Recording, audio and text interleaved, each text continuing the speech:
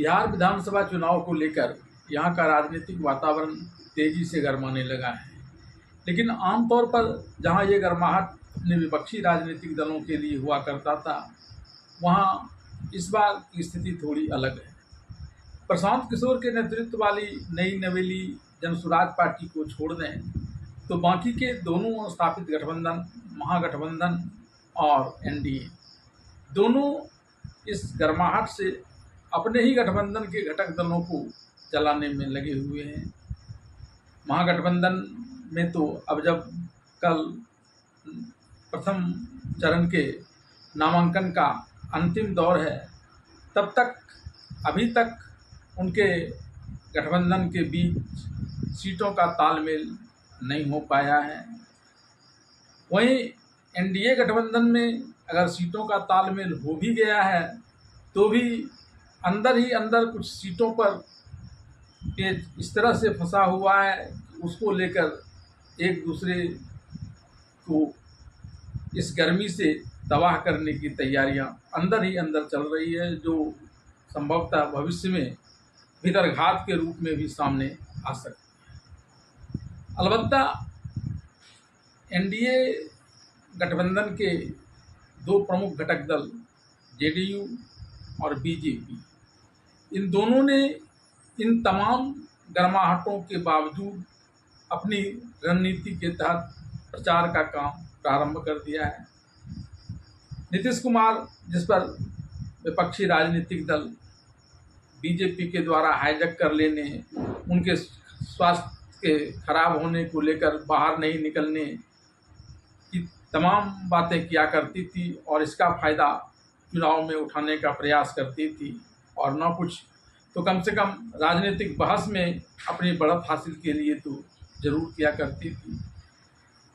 वो इसमें अब नीतीश कुमार खुलकर बाहर आ गए हैं और उन्होंने चुनाव प्रचार की कमान संभाल ली है। तो वहीं बीजेपी ने भी, कि बिहार में उनका कोई मुख्यमंत्री अब तक नहीं बना है, इसलिए इन्होंने उत्तर प्रदेश के मुख्यमंत्री योगी को बिहार भेज दिया और आज उन्होंने भी अपनी चुनावी सभा करके तमाम आपसी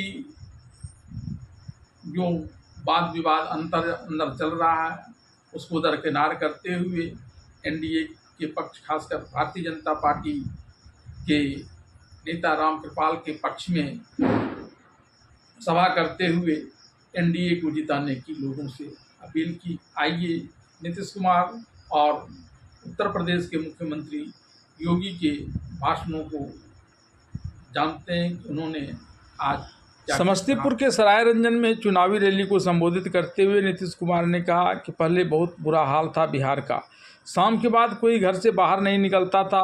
उस समय हिंदू मुस्लिम झगड़े भी बहुत होते थे, बहुत कम बच्चे पढ़ते थे, पढ़ाई कम होती थी। बिहार के विकास का काम लगातार हो रहा है जब से इनकी सरकार आई है। अब डर और भय का वातावरण नहीं रहा, अब झगड़ा भी नहीं होता है। सीएम नीतीश कुमार ने कहा, हमें जैसे ही मौका मिला हमने कब्रिस्तानों की घेराबंदी करवाई और अब झगड़ा नहीं होता है। 2016 में हमने देखा कि कुछ हिंदू मंदिरों में भी गड़बड़ होती है तो वहाँ भी घेराबंदी करवाई गई, अब वहाँ भी कोई गड़बड़ी नहीं। हमने बड़ी संख्या में स्कूल खोले, शिक्षा को बढ़ावा देने के लिए लड़के लड़कियों के लिए पोशाक और साइकिल योजना शुरू की। सीएम नीतीश कुमार ने आगे कहा कि हमने मुस्लिम समुदाय के लिए काफ़ी काम किया है। 2025 में बजट में बिहार में मखाना बोर्ड समेत भी कई घोषणाएं की गई हैं। प्रधानमंत्री नरेंद्र मोदी का जिक्र करते हुए उन्होंने कहा कि हमारे पीएम बहुत ज़्यादा बिहार आते हैं, जगह जगह जाकर लोगों की समस्याओं को देखते हैं। 2024 में सरकार बनने के बाद उन्होंने बिहार को सौगात दी। सीएम नीतीश जिस मंच से जनसभा को संबोधित कर रहे थे उसके पीछे पीएम मोदी की एक बड़ी तस्वीर भी लगी हुई थी। उन्होंने बिहार में बड़ी संख्या में नियोजित शिक्षकों की बहाली की बात की। बीपीएससी के जरिए 2,58,000 सरकारी शिक्षकों की बहाली करने की भी बात की। उन्होंने कहा कि हम 5 नवंबर 2005 में सरकार में आए, तब से हमने बिहार के लिए बहुत काम किया। पहले स्थिति बहुत ख़राब थी, न इलाज का इंतज़ाम था, न सड़कें दुरुस्त थी, उनका भी बहुत बुरा हाल था और बिजली भी बहुत कम जगह पर था। हम लोगों की सरकार ने इस सभी क्षेत्रों में बड़ा काम किया है।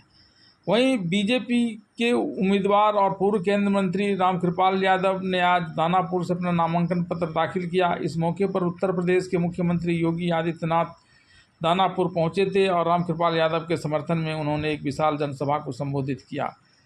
योगी आदित्यनाथ ने अब जैसे ही अपना भाषण शुरू किया, लोगों ने भारत माता की जय के नारों से माहौल को गुंजायमान कर दिया। सीएम योगी ने इसे देखकर कहा, यह बिहार की आवाज़ है, इसे पूरे देश तक पहुंचाना है। योगी आदित्यनाथ ने दानापुर के ऐतिहासिक पहचान का जिक्र करते हुए कहा, मेरे लिए यह गर्व की बात है कि मैं उस धरती पर आया हूं जो आर्यभट्ट की जन्मभूमि है। उन्होंने अपने भाषण में सम्राट अशोक, महात्मा बुद्ध और चाणक्य को भी याद किया और बिहार की महान विरासत को नमन किया। सीएम योगी ने कहा, उत्तर प्रदेश और बिहार के बीच आत्मा और संस्कृति का रिश्ता है जो कभी टूट नहीं सकता। उन्होंने बताया, यह रिश्ता वैसे ही अटूट है जैसे भगवान और माता जानकी का संबंध। उनके भाषण के दौरान भीड़ में उत्साह और जयकारे लगातार गूंजते रहे। सीएम योगी ने जनता को संबोधित करते हुए आगे कहा, 1990 से 2005 तक का वक्त बिहार के लोगों ने कभी नहीं भुलाया। उस दौर में यहाँ जंगल राज और परिवारवाद हावी था। उन्होंने कहा कि सब जानते हैं कि उसी वक्त बिहार जो कभी आध्यात्मिक और ज्ञान की भूमि मानी जाती थी, उसे कुछ लोगों ने अपराध और अव्यवस्था का केंद्र बना दिया था। नौजवानों के सामने पहचान का संकट खड़ा कर दिया गया था। उस समय विकास के नाम पर सिर्फ अराजकता फैली, लेकिन पिछले 20 सालों में एनडीए की सरकार ने लगातार मेहनत कर बिहार को उस बदनाम छवि से बाहर निकाला है। उन्होंने कहा कि आज बिहार में डबल इंजन की सरकार तेज़ी से विकास कर रही है और उसे और तेज़ करने के लिए हम सबको एक बार फिर साथ आना होगा। सीएम योगी ने आगे कहा कि बिहार में विकास की इस नई प्रतिस्पर्धा को बाधित करने के लिए आरजेडी, कांग्रेस और उसके सहयोगी दलों ने फिर से शरारत शुरू कर दी है। आरजेडी और कांग्रेस वाले महागठबंधन ने यहाँ पर विकास की जगह बुर्के को लेकर एक नई बहस शुरू कर दी है।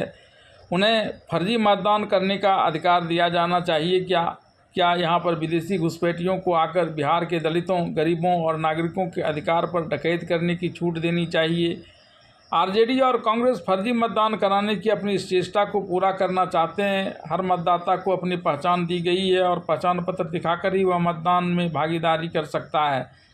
एनडीए की सरकार उसका समर्थन कर रही है, लेकिन कांग्रेस, आरजेडी और उसके सहयोगी दल कहते हैं कि फर्जी मतदान होना चाहिए, इसलिए बुर्के वालों की कोई पहचान नहीं होनी चाहिए, बुर्के को नहीं हटाना चाहिए।